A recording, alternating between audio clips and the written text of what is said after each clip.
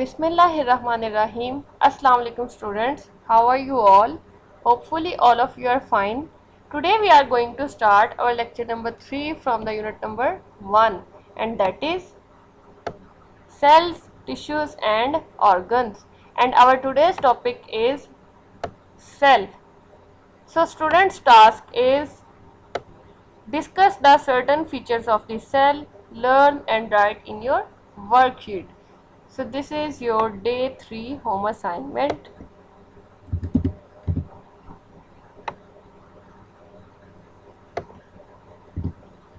So let's start our question. Discuss the certain features of the cell. आपने cell के certain features, उसके attributes, characteristics आपने explain करनी है. So here are some basic features of the cell. हम one by one इनको discuss करते हैं. Number 1 is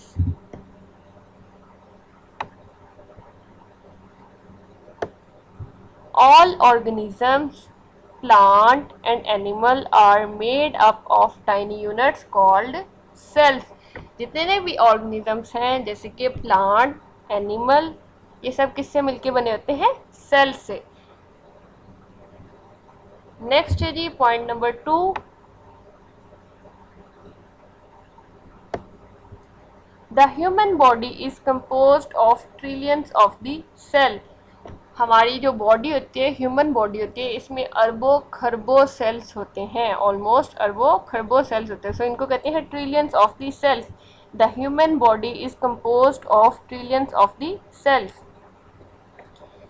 next number 3 is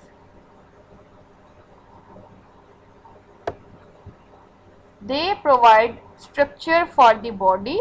ये हमारी बॉडी को स्ट्रक्चर प्रोवाइड करते हैं. जैसे कि अभी मैंने आपको बताया है, ह्यूमन बॉडी जो है वो किससे मिलके बनी होती है? Almost trillions of the cells. इसी तरह एनिमल बॉडी है, उसमें भी सेल्स होते हैं. देन प्लांट बॉडी है, उसमें भी सेल्स होते हैं. तो ये किसी भी ऑर्गेनिज्म की बॉडी का स्ट्रक्चर बनाने में उसकी हेल्प करते हैं. नेक्स्ट है take in nutrients from the food. हम जो फूड खाते हैं अपनी एनर्जी के लिए, अपने सर्वाइवल के लिए, उसमें जो न्यूट्रिएंट्स होते हैं उनको हासिल करते हैं ये cells. Take in nutrients from the food, then convert those nutrients into energy. So हमारी बॉडी को किस चीज़ की ज़रूरत होती है? एनर्जी की. सो यही सेल्स क्या करते हैं? उसी फूड के न्यूट्रिएंट्स को एनर्जी में कन्वर्ट करते हैं. और ये एनर्जी कन्वर्जन होता है, एक प्रोसेस होता है जिसे हम कहते हैं रेस्पिरेशन. नेक्स्ट है जी कैरी आउट स्पेशलाइज्ड फंक्शंस. ये बहुत कुछ सेल्स ऐसे भी होते हैं जो कि बहुत स्पेशलाइज्ड होते हैं, बहुत ही एक स्पेसिफिक फंक्शन परफॉर्म करते हैं. जैसे कि हम प्लांट्स में एग्जांपल देते हैं, जैसे कि पैलिसेड सेल होते हैं. पैलिसेड सेल्स क्या करते हैं? प्लांट्स में एक प्रोसेस होता है जिसे हम फोटोसिंथेसिस कहते हैं. फोटोसिंथेसिस में प्लांट्स फूड को प्रिपेयर करते हैं.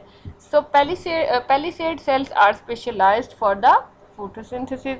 इसी तरह हम ह्यूमन बॉडी में भी एग्जांपल ले लेते हैं. न्यूरोटिक सेल्स होते हैं हमारे ब्रेन में जो कि क्या करते हैं? ब्रेन का मैसेज हमारी बॉडी तक पहुंचाते हैं. So palisade cells are specialized for photosynthesis in plants while neurotic cells are specialized for the conveying of message of brain to the body in the human body. So this is explanation of certain features of the cell.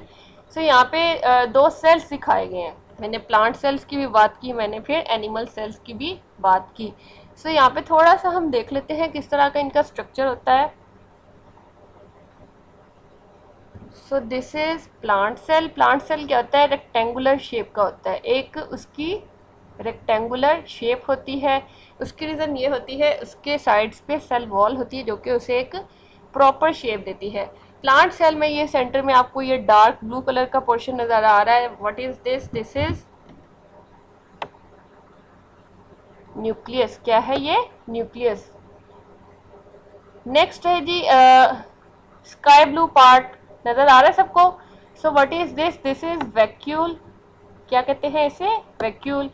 ये outer layer है, outer layer को कहते हैं cell wall and inner layer is called cell membrane. outer layer is called cell wall and inner layer is called cell membrane. Then ये yellowish part नजर आ रहा है. येलोइश पार्ट इसको क्या कहते हैं? Golgi apparatus. क्या कहते हैं इसे? Golgi apparatus. देन पूरे सेल में आपको एक ये फ्लूइड लाइक स्ट्रक्चर नज़र आ रहा है, इसको क्या कहते हैं, साइटोप्लाज्म। जेली लाइक मटेरियल होता है, इसको क्या कहते हैं, साइटोप्लाज्म। देन है जी क्लोरोप्लास्ट। क्लोरोप्लास्ट सिर्फ प्लांट सेल्स में होते हैं, क्योंकि chloroplast are involved in the photosynthesis, और फोटोसिंथेसिस सिर्फ हमारे प्लांट सेल्स में होता है। देन ये न्यूक्लियस के ये राउंड्स, ये पूरा जो न्यूक्लियस है, इसके सेंटर में भी आपको एक पार्ट नजर आ रहा है, इसको क्या कहते हैं, न्यूक्लियोलस। क्या कहते हैं इसको, न्यूक्लियोलस। देन न्यूक्लियस के बाहर ये आपको लाइंस नजर आ रही हैं, इनको कहते हैं endoplasmic reticulum. Then here are some red structures, इनको क्या कहते हैं, माइटोकॉन्ड्रिया। माइटोकॉन्ड्रिया में क्या होता है, रेस्पिरेशन। रेस्पिरेशन में क्या होता है, फूड को एनर्जी में कन्वर्ट किया जाता है। So these are some basic organelles of this cell, जो कि यहाँ पे मैंने डिस्कस की हैं। नेक्स्ट हम मूव करते हैं एनिमल सेल की तरफ। एनिमल सेल जो है, इसकी बिल्कुल प्रॉपर शेप नहीं होती जैसे कि प्लांट सेल की होती है। इसकी मेन रीज़न है कि एनिमल सेल में सेल वॉल एब्सेंट होती है, और इसकी आउटर लेयर होती है डायरेक्टली सेल मेम्ब्रेन। क्या होती है इसमें, सेल मेम्ब्रेन। जैसे कि यहाँ पे पहले सेल वॉल थी, नंबर 2 पे थी सेल मेम्ब्रेन, लेकिन इसमें डायरेक्टली क्या होती है, cell membrane. Then blue part जो आपको नजर आ रहा है, दैट इज साइटोप्लाज्म। यहाँ पे भी साइटोप्लाज्म है, यहाँ पे भी साइटोप्लाज्म है। नेक्स्ट वन यहाँ पे जो शो किया गया है, that is mitochondria. Mitochondria already मैंने आपको बताया है, इसमें रेस्पिरेशन होता है, जिसमें फूड को एनर्जी में कन्वर्ट किया जाता है। So like plants in animals, there is also a nucleus in the centre. Then उसके बाद यहाँ पे जैसे न्यूक्लियस के ये साइड्स पे आपको लाइंस नजर आ रही थी, जिनको हमने एंडोप्लाज्मिक रेटिक्यूलम का नाम दिया था। इसी तरह एनिमल सेल में भी आपको लाइंस नजर आ रही हैं रेड कलर की, सो इनको कहते हैं एंडोप्लाज्मिक रेटिक्यूलम।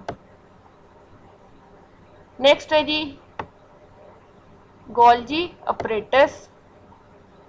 देन ये डॉट्स हैं बिल्कुल छोटे छोटे, इनको कहते हैं राइबोसोम्स।